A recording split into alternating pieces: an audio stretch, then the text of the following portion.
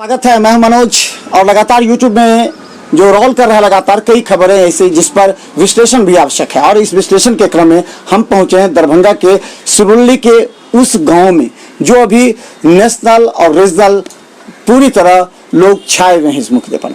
तो हमारे साथ वो लड़की है जिसके बारे में कहा जाता है बहादुरी की प्रकाष्ठा है। इसने जो मिसाल कायम की है, 8वीं क्लास में पढ़ने वाली ये छात्रा जो सिरुल्ली के ही एक विद्यालय में पढ़ती है और अपने बहन को जो सरकार की योजना से जो साइकिल मिली है उस साइकिल से ही आया जा करती है। जैसा कि कहना है हमारे साथ। चलिए, इस चेहरे को तो आप बहुत ही बेहतर तरीके से जानते होंगे क्योंकि पूरे राष्ट्रीय स्तर के चैनलों की सुर्खियों में छाई ये लड़की आज दरभंगा के उस गरीब परिवार की है जिसका कहना सिर्फ यह है कि अपने पिता को बुरी तरह घायल देख वो अपने साइकिल से ही दरभंगा तक लाई। खबर ऐसी थी कि इसका विश्लेषण काफी आवश्यक था। मिथिला मंच न्यूज टीम पहुंची कामतौल के सिरुल्ली गांव में। जब हम पहुंचे तो चलिए हम आपको एक पूरा हिस्ट्री दिखाते हैं, मिलाते हैं इस लड़की से और इसके पिता से भी और इसके परिजन से भी। सवाल यह है कि 1200 किलोमीटर की दूरी गुड़गांव से लेकर दरभंगा तक का यह सफर किस तरह तय की। हालांकि लोग सराहते हैं इस जाबाज लड़की को, लेकिन दूसरा पक्ष भी देखना आवश्यक है। चलिए हम आपको दिखाते हैं। यह है उसका घर। सिरुल्ली गांव में 80% लोग काफी गरीब हैं। यहां की गरीबी, यहां के मुखिया और प्रशासन भी काफी इस मुद्दे पर चिंतित रहती है और मिथिला मंच न्यूज टीम इस गली में और उस छोटे से घर में उस जाबाज लड़की से मिलने जा पहुंचा और हम दिखाएंगे कि आखिर इस लड़की की जाबाजी और इस लड़की का बयान काफी कुछ इसके पिता से अलग है। आखिर ऐसा क्यों, यह बात भी जानना आवश्यक है। मिथिला मंच न्यूज टीम जब किसी विश्लेषण पर पहुंचती है तो उसका काफी तर्क होता है। राष्ट्रीय चैनलों की सुर्खियां बटोरती इस गांव की यह लड़की कई मामलों में आम जनता से यह कहती है कि पिता को अपने साइकिल के पीछे बिछाकर दरभंगा तक लाई।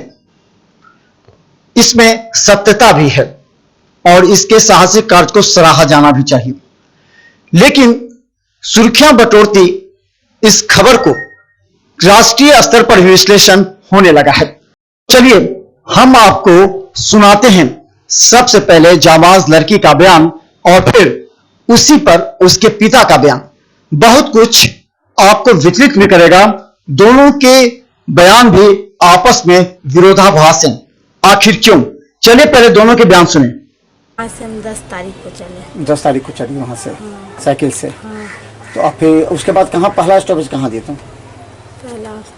पहले कहाँ रुकी? मैंने वहाँ के बाद मतलब वहाँ लुधियाना से चलिए, गुड़गांव से चली। हाँ। अच्छा, तो गुड़गांव से कहाँ? गुड़गांव में रहते थे। हाँ। तो गुड़गांव से उसके बाद कहाँ आई? नोएडा कहाँ आई?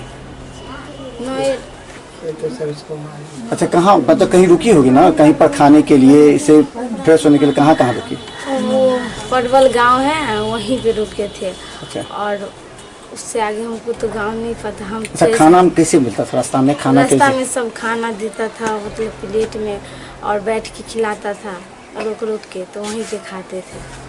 अच्छा, तो वहाँ से साइकिल से कहाँ ऐसा जगह था जहाँ एक दिन रुकी होगी? वहाँ पर कहाँ पर? पेट्रोल पंप के पास रुकते थे। और कहाँ मैंने रात में कहाँ सोते थे? कहाँ रहते? पेट्रोल पंप के पास सोते थे। सब जगह पेट्रोल पंप था।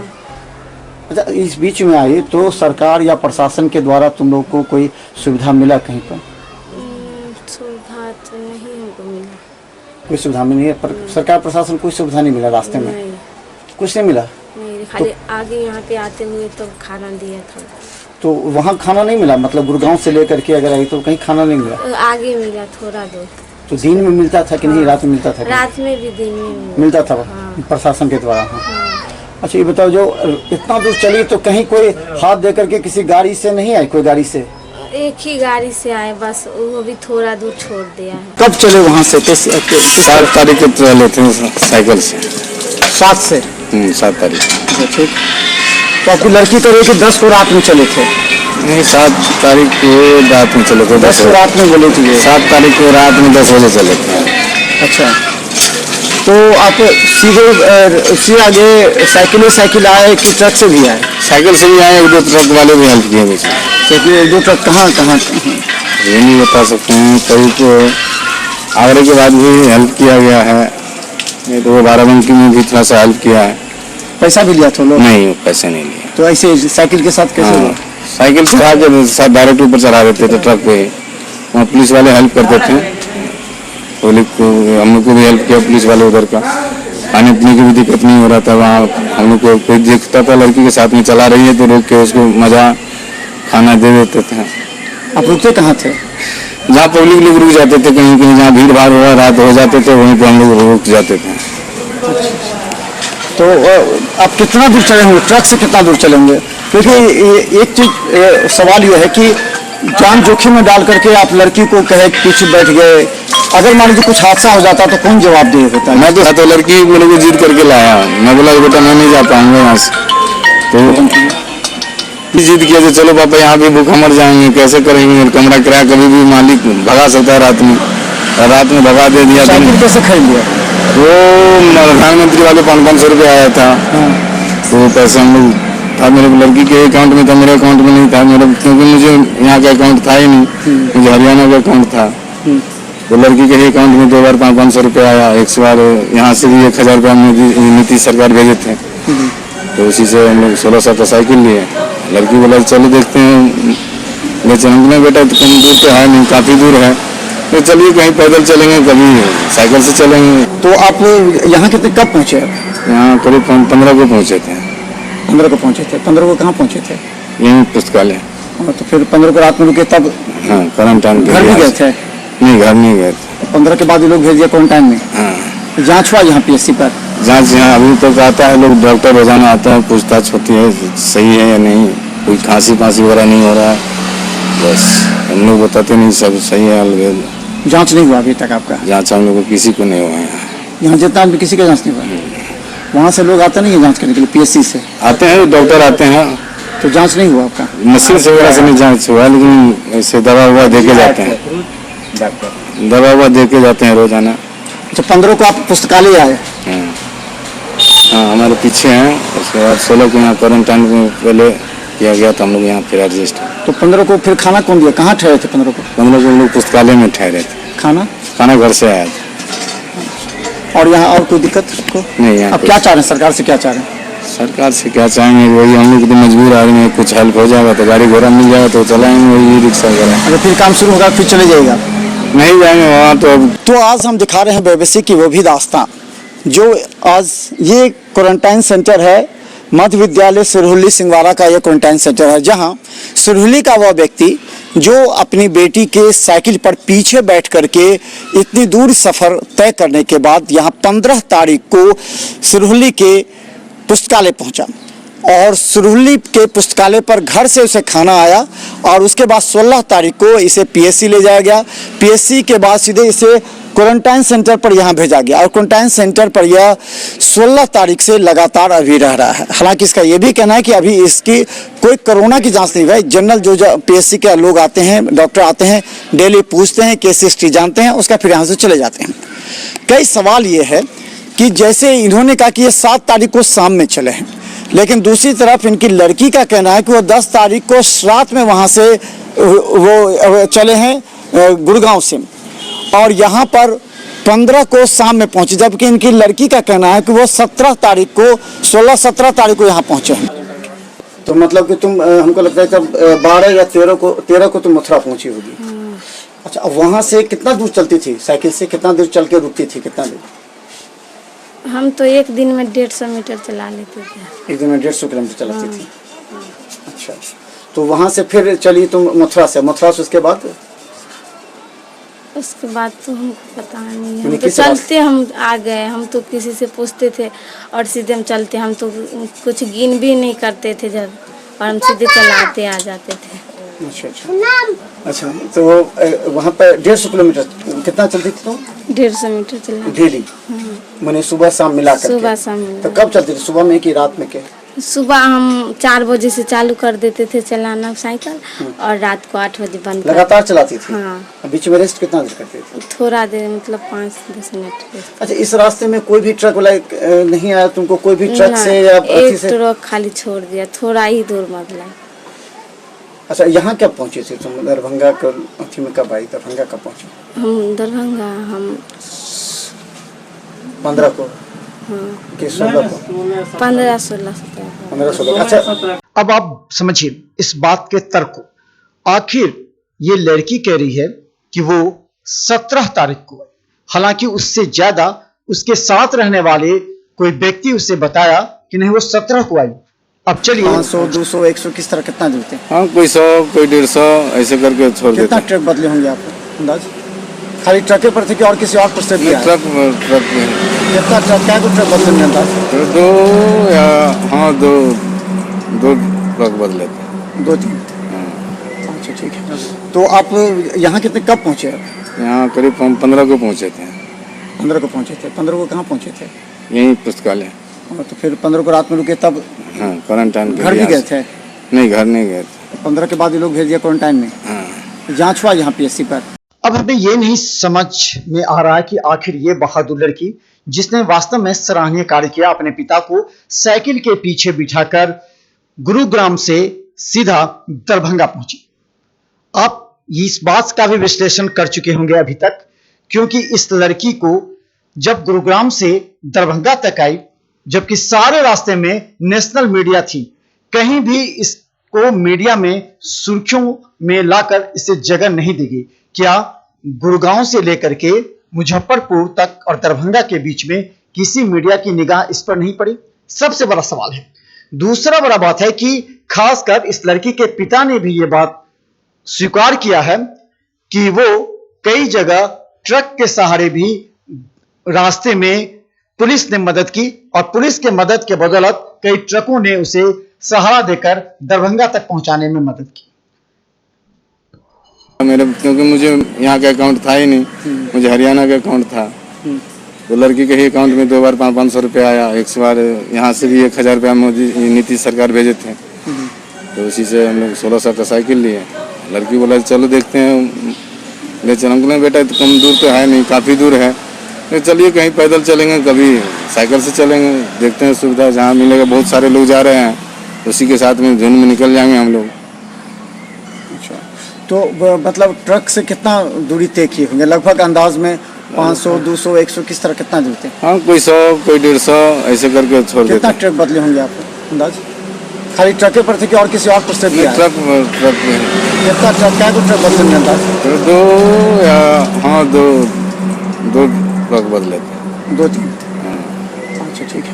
तो आप यहाँ कितने कब पहुँचे? यहाँ करीब हम 15 को पहुँचे थे। 15 को पहुँचे थे। 15 को कहाँ पहुँचे थे? यहीं पुस्तकालय। तो फिर 15 को रात में रुके, तब हाँ, क्वारंटाइन के घर लिए भी गए थे? नहीं, घर नहीं गए थे। 15 के बाद ये लोग भेज दिया क्वारंटाइन में? हाँ। जांच हुआ यहाँ पीएससी पर? जांच यहाँ अभी तक आता है, लोग डॉक्टर रोजाना आता है, पूछताछ होती है सही है या नहीं, कोई खांसी वगैरह नहीं हो रहा है, बस हम लोग बताते नहीं सब सही है। अलग जांच नहीं हुआ अभी तक आपका? जांच हम लोग को किसी को नहीं हुआ है यहाँ जितना भी किसी का जांच नहीं हुआ? वहाँ से लोग आते नहीं है जांच करने के लिए पीएससी से? आते हैं, डॉक्टर आते हैं। तो जांच नहीं हुआ आपका? मशीन से वगैरह से नहीं जांच हुआ, लेकिन ऐसे दवा हुआ दे के जाते हैं, दवा हुआ दे के जाते हैं रोजाना। अच्छा, 15 को आप पुस्तकालय आए? हाँ, हमारे पीछे हैं। उसके बाद 16 को यहाँ क्वारंटाइन में पहले किया गया था, हम लोग यहाँ फिर एडजस्ट। तो 15 को फिर खाना कौन दिया? कहाँ ठहरे थे 15 को? 15 को हम लोग पुस्तकालय में ठहरे थे। खाना घर से आया था। और यहाँ और कोई दिक्कत को नहीं। यहाँ अब क्या चाह रहे हैं? सरकार से क्या चाह रहे हैं? सरकार से क्या चाहेंगे, वही हम लोग तो मजबूर आदमी में, कुछ हेल्प हो जाएगा तो गाड़ी घोड़ा मिल जाएगा तो चलाएंगे, वही रिक्शा वगैरह। अगर फिर काम शुरू होगा फिर चले जाएगा? नहीं जाएंगे वहाँ, तो अब असंभव है जाना। ये रिक्शा किसका था? वो भाड़े के चला रहे थे। अच्छा, तो अब अगर ट्रेन खुलेगी होगा तो आप फिर वहाँ जाइएगा या यहीं रहेगा, क्या करना? देखते हैं, अभी सोचना पड़ेगा। अभी कुछ रोजगार के यहाँ मिल जाता है कुछ तो यहीं रह जाएंगे, नहीं रोजगार होगा तो फिर तो किसी हालत में जाना ही पड़ेगा। अच्छा, यहाँ कब पहुँचे थे तुम? दरभंगा को अथी में कब आई? दरभंगा कब पहुँचे? हम दरभंगा हम 15 को हाँ कि 16 को? 15-16 15-16। अच्छा 17। अच्छा, कुछ विरोधाभास हो रहा है, लेकिन सवाल सिर्फ ये कहना है, सही बात है कि ये लोग गरीब हैं, एक साइकिल से आए हैं, अपने पिता को लेकर के साइकिल पर पीछे बैठा करके घर तक आ गई है, ये एकदम सही है। लेकिन इसका दूसरा तथ्य ये भी है कि ये पूरी तरह साइकिल से नहीं आई है, कि ये आधे से ज़्यादा दूरी ट्रक से और आधी दूरी या उससे कम साइकिल से तय करके यहाँ आए हैं। में कोई भी ट्रक वाला नहीं आया तुमको, कोई भी ट्रक से या एक ट्रक खाली छोड़ दिया, थोड़ा ही दूर मतलब। अच्छा, यहाँ कब पहुँचे थे तुम? दरभंगा में कब आई? दरभंगा कब पहुँचे? हम दरभंगा हम 15 को कि 16 को?